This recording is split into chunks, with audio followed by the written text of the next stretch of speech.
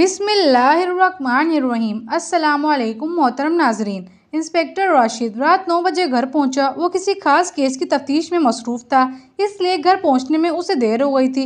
घर पहुंचते ही उसने अपनी गाड़ी गैराज में खड़ी की। ड्यूटी के औकात में भी वो अपनी ज़ाती गाड़ी इस्तेमाल करता था और इसमें पेट्रोल भी अपनी जेब से डलवाता था। वो कोठी की दूसरी मंजिल पर पहुंचा, जहां उसके भतीजे मंसूर और भतीजी बानो के कमरे में मौजूद थे। उसे मंसूर से एक ज़रूरी काम था। वो जब मंसूर के कमरे में पहुंचा तो वहां पर उसका दोस्त मुनीर शामी और उसकी छोटी बहन शेला भी मौजूद थे। इंस्पेक्टर रशीद को देखकर सब बच्चे खड़े हो गए और उसे सलाम किया। इंस्पेक्टर रशीद के होठों पर मुस्कुराहट आ गई। उसने उनके सलाम का जवाब देते हुए उन्हें बैठने का इशारा किया और खुद भी एक कुर्सी पर बैठ गया।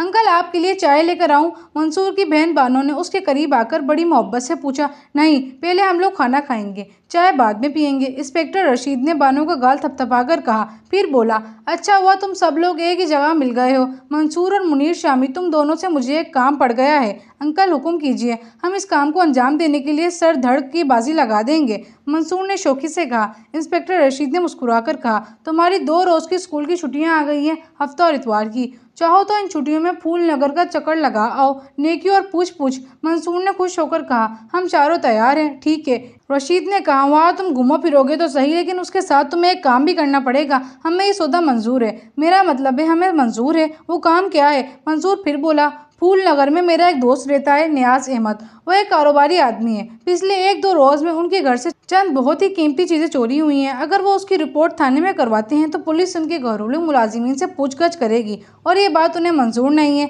इसलिए उन्होंने इस मसले को हल करने के लिए मुझसे मदद तलब की है, मगर मेरी मसरूफियात कुछ इतनी बढ़ गई हैं कि ज़रा सी फुर्सत नहीं है। मैंने उनसे कह दिया है कि मैं तुम्हें और मुनीर शामी को भेज रहा हूँ, ये जो मामला है उसे सुलझाने में मदद करेंगे। इन्होंने तुम लोगों के बारे में सुन भी रखा है और अखबारात में भी बहुत कुछ पढ़ रखा है। वो बेचैनी से तुम्हारा इंतजार कर रहे हैं। तुम लोग तैयारी करो, तुम्हें सुबह रवाना होना है। इंस्पेक्टर रशीद की ये बात उनके लिए किसी खुशखबरी से कम न थी। बानो और शेला को तो खुशी के मारे बुरा हाल हो गया था। उन्हें अपने शहर से निकले हुए काफ़ी अरसा हो गया था। वो खुश थी कि अब उन्हें किसी नई जगह पर जाकर घूमने फिरने का मौका मिलेगा।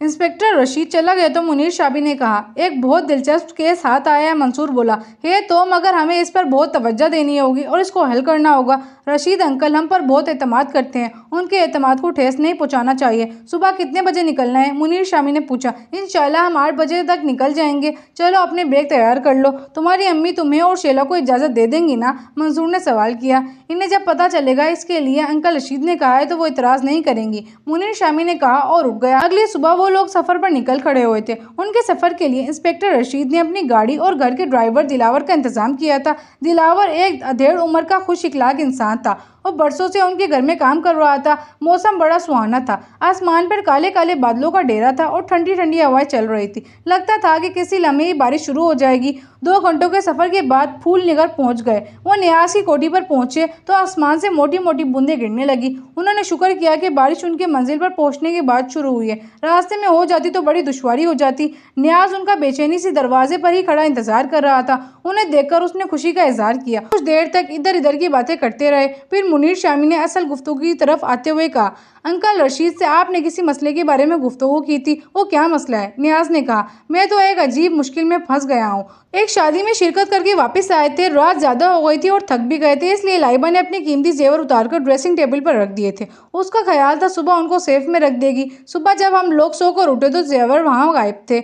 हम बहुत परेशान हो गए। अपने तौर पर हमने उन्हें ढूंढने की कोशिश की, वजीरान, बुआ और उनकी बेटी से भी पूछा, मगर लाहासिल। उसके अगले रोज़ मेरी कीमती घड़ी चोरी हो गई। मुझे याद है रात को सोते हुए मैंने उसे उतारकर ड्रेसिंग टेबल पर रखा था। मंसूर ने सवाल किया, इन वारदातों के बाद आपने कुछ ऐसा महसूस किया है कि बाहर से आए हुए किसी चोर का काम है?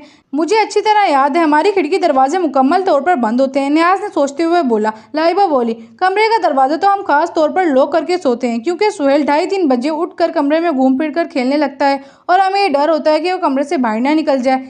हमें उसके खिलौनों की बास्केट भी कमरे में रखनी पड़ती है। आपके घर में कितने नौकर हैं? मुनीर शामी ने पूछा। हमारे घर में ज़्यादा नौकर नहीं है, एक माली है, वो भी बाहर से पौधों की देखभाल करके चला जाता है। एक ड्राइवर है, उसकी ड्यूटी दिन रात की होती है, मगर उसका घर में बिल्कुल आना जाना नहीं है। वो हमारी कोठी के सर्वेंट क्वार्टर में रहता है। एक बड़ी भी है, उनका नाम वजीरन बुआ है। वो अलबत्ता सुबह शाम तक हमारे घर में ही रहती हैं और लाइबा घर के कामों में हाथ बटाती हैं। उनकी एक 9-10 साल की बेटी भी है, वो भी उनके साथ ही आती है और सारा दिन सुहेल को संभालती है। सुहेल उससे बहुत मायूस है और उसके बगैर नहीं रहता। इन दोनों को आज़ादी है, हमारे घर आना जाना है, मगर वो दोनों बहुत ईमानदार है और हमें उन पर ज़रा भी शक नहीं है। इन्हीं की वजह से मैंने इस वाक़ये की थाने में रिपोर्ट नहीं करवाई।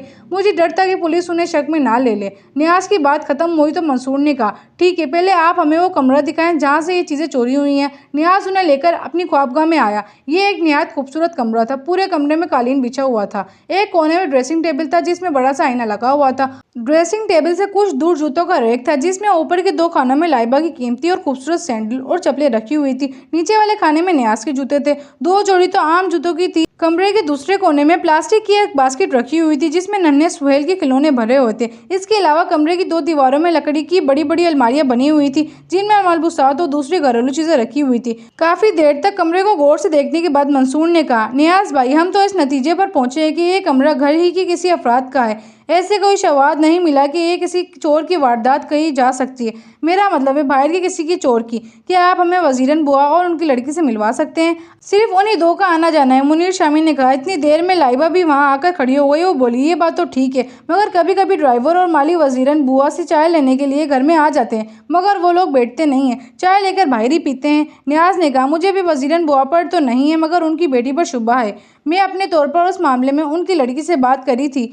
उन्हें इस पूछगछ का पता चला तो वो बेचारी डर गई और 2 दिन से काम पर नहीं आ रही। वो समझ रही कि उस मामले में पुलिस उन्हें तंग करेगी। इनसे मिलना तो बहुत ज़रूरी था, बहरहाल कुछ ना कुछ तो करना ही पड़ेगा। हम आपके ड्राइवर से मिलना चाहते हैं, मंसूर ने कहा। नियाज़ के चेहरे पर एक लम्हे के लिए थोड़ी सी परेशानी उतर आई। बोला, आप लोग उससे भी मिलना चाहते हैं? वो हफ्ते और इतवार की छुट्टी लेकर अपने गाँव चला गया है। मंसूर अपना सर खुजाकर मुनीर शामी को देखने लगा। मुनीर शामी बोला, ये तो बड़ी मुश्किल हो गई। ड्राइवर का गाँव कितनी दूर है? अपनी गाड़ी में जाए तो 1.25 घंटा लग जाएगा। नियाज़ ने बताया, अगर ज़ेबत ना हो तो हमें वजीरन बुआ और उनकी लड़की से मिलवाने उनके घर ले चलेंगे। मुझे कोई एतराज़ नहीं है, खाने के बाद चलेंगे, मगर मुझे लगता है कि इन लोगों का चोरी में कोई हाथ नहीं है। नियाज़ बोला। मंसूर ने अपना मोबाइल ड्रेसिंग टेबल पर रखा और सुहेल को शेला की गोद से लेकर उसके खिलौनों की टोकरी के पास आकर बैठ गया। उसने सारे खिलौने टोकरी से निकालकर कालीन पे फैला दिए। सुहेल ये देखकर खुश हो गया और एक एक खिलौना उठाकर मंसूर को दिखाने लगा। घड़ी देखी तो 11:30 हो रहे थे। उसने मंसूर से कहा, मंसूर, मेरा तो ख्याल है हम वजीरन बुआ के घर से होकर आ जाते हैं। मुझे बेचैनी हो रही है। मुमकिन हुआ तो सेहा फेर को हम नियाजी भाई के ड्राइवर के गाँव में भी चले जाएंगे। हमारे पास वक्त बहुत कम है। इस कम वक्त में ही हमें इस केस को निपटाना है। इतनी देर में लाइबा उनके लिए चाय बनाकर ले आई। मुनीर शामी ने माजरत कर ली चाय पीने के लिए। उसका दिल नहीं कर रहा था। बानो और शेला खेल में मगन थी। उन्होंने भी चाय पीने से इनकार कर दिया। मंसूर ने चाय का कप थाम लिया और मुनीर शामी से बोला, मैं आता हूँ चाय पीकर, तुम चलो। मुनीर शामी चला गया। मंसूर बानो और शेला के पास आकर बैठ गया और उनका खेल देखने लगा। लाइबा जाते हुए दरवाजा बंद कर गई थी कि सुहेल बाहर ना निकल जाए। सुहेल ने जब ये देखा मंसूर अब उसके साथ नहीं खेल रहा तो वो भी अपने भालू का एक लात मारकर खिलौनों के पास से हट गया और कमरे में इधर उधर फिरने लगा। नियाज़ वजीरन बुआ के घर जाने से हिचकिचा रहा था। उसने मज़ामती अंदाज में कहा, देखो लड़कों, मुझे अंदाजा हो रहा है कि तुम इन पर शक कर रहे हो। मैं तुम्हें यकीन दिलाता हूँ वो लोग ऐसे नहीं है। मंसूर ने कहा, नियाज़ भाई, मुझे आपकी बात पर भरोसा है। फिर उसने अपने ड्राइवर से कहा, गाड़ी बंद कर दो, हम कहीं नहीं जा रहे। मुनीर शामी उसे हैरत से देखने लगा। उसकी बात सुनकर नियाज़ खुश हो गया। मुनीर शामी ने कहा, मंसूर भूल गए, अंकल रशीद ने कहा था किसी भी वाक़ये में किसी पर भी शुबा करने के अच्छे नताइज पैदा होते हैं। बात से बात निकलती है और मुजरिम पकड़ा जाता है। मगर मुनीर शामी, अब हमें कुछ करने की ज़रूरत नहीं है। वो चोर पकड़ा गया। उसकी बात सुनकर नियाज़ के साथ साथ मुनीर शामी भी चौंक गया। वो चोर पकड़ा गया? नियाज़ ने मंसूर की बात दोहराई। कहाँ है वो? क्या वो हमारा ड्राइवर है? लाइबा भी सोफे पर बैठी उनकी बातें सुन रही थी। मंसूर ने अपने मोबाइल निकाला और इंस्पेक्टर रशीद को फ़ोन मिलाया। लाइन मिली तो उसने सिर्फ इतना कहा, अंकल खुदा का शुक्र है हमने ये केस हल कर लिया। तफसील बहुत लंबी है, बाद में बताऊंगा। इसके बाद उसने फ़ोन बंद करके जेब में रख लिया। कौन है चोर? क्या हमें पुलिस को इतला देनी चाहिए? नियाज़ ने थूक निकल कर कहा, मैं तो उसे मुनासिब नहीं समझता कि पुलिस को इस मामले में डाला जाए। मंसूर ने संजीदगी से कहा, तुम सीधी तरह क्यों नहीं बता रहे कि चोर कौन है? मुनीर शामी ने अपना सस्पेंस बर्दाश्त ना किया और उसने मंसूर का गिरेबान पकड़कर तेज आवाज में कहा, बताता हूँ। मंसूर ने उसके हाथ से अपना गिरेबान छुड़वाया। वो चोर तुम्हारे सामने है। मेरे सामने? तो तुम हो वो? मुनीर शामी ने बनाकर कहा और बुरा सा मुंह बनाकर दूसरी तरफ देखने लगा। नियाज़ और लाइबा भी उसे सवालिया निगाहों से देख रहे थे। मंसूर ने बड़े ड्रामाई अंदाज में कहा, खैर मैं इसे चोर तो नहीं कहूँगा, लेकिन इन सब चीज़ों की गुमशुदगी में उसका हाथ है।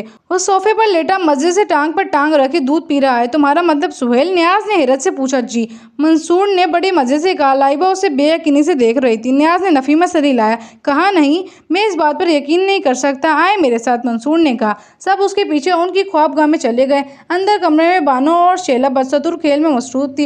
इन सबको साथ आते देखकर कुछ देर तक खेल को रोक दिया और उनकी तरफ मुतवज्जा हो गई। मंसूर ने जूतों के रैक से न्याज की बारिश वाले जूते उठाए और उनके करीब लाकर जूतों को कालीन पर लटा दिया। कालीन पर लाइबा के सोने के हार, बंद कड़े, चूड़ियां, अंगूठियां और न्याज की घड़ियों, सब चीजें उन जूतों में निकलकर कालीन पर फैल गई। लाइबा के मुंह से एक हल्की सी चीख निकल गई। वो सब चीजों को समेट कर उन्हें उलट पुलट कर देखने लगी। न्याज की आंखें हैरत से फैल गई। तुमने तो कमाल कर दिया, मंसूर को देखते हुए उसके मुंह से निकला। मगर ये चीजें जूतों में कैसे गई? मुनीर शामी ने सवाल किया। सुहेल का कारनामा है। लाइबा भाभी ये तो पहले ही बता चुकी हैं कि हजरत रात 2:30-3 बजे उठकर कमरे में घूमते फिरते हैं और खेलते हैं, जिसकी वजह से कमरे का दरवाजा खास तौर पर बंद रखना पड़ता है। मैं चाय पीते हुए बानो और शैला का खेल देख रहा था कि अचानक मुझे अपने मोबाइल का ख्याल आया। मैंने जेबें देखी तो वो वहाँ नहीं था। फिर मुझे याद आया कि इसको तो मैंने ड्रेसिंग टेबल पर रखा था। ड्रेसिंग टेबल पर नजर डाली तो वो वहाँ नहीं था। मेरा शुबा फौरन बानो पर गया। वो ही गेम खेलने के लिए उसको लेती है। इतने बहुत से लोगों के सामने ये इल्ज़ाम लगाया तो बानो नाराज़ हो गई। हाँ, मैं ही शक्ल से चोर लगती हूँ ना? ये कहकर उसने मंसूर को कोटी वाली निगाहें दिखाई। मंसूर ने मुस्कुराकर उसको देखा और फिर अपनी बात जारी रखते हुए बोला, मैं अभी मोबाइल को इधर उधर तलाश कर ही रहा था कि अचानक किसी की कॉल आ गई। उसकी बेल बजने लगी तो आवाज़ आई, तो मैं आवाज़ को सुनते सुनते जूतों तक पहुंच गया। वहां पर ये सब चीज़ें उनमें पहले से ही मौजूद थी। इसकी बात खत्म हुई तो न्याज और लाइबा का हंसते हंसते बुरा हाल हो गया। थोड़ी देर बाद लाइबा ने न्याज से कहा, शाम को वज़ीरन बुआ के घर चलेंगे और उनको वापस लेकर आएंगे। उन्होंने जो जहनी अजियत बर्दाश्त की, उसके बदले में मैंने सोचा है कि उनकी तनख्वाह में 2000 रुपये माहाना इजाफा कर दूं। जी तो मोहतरम नाजरीन, ये थी हमारी आज की कहानी। उम्मीद है आप लोगों की कहानी अच्छी लगी होगी, इंटरेस्टिंग लगी होगी। अगर आप लोग चाहते हैं कि इसी तरह की इंटरेस्टिंग कहानी आती रहें तो आप लोग मेरे चैनल को सब्सक्राइब कर दें। वीडियो अच्छी लगी हो तो लाइक, शेयर एंड कमेंट ज़रूर कीजिएगा।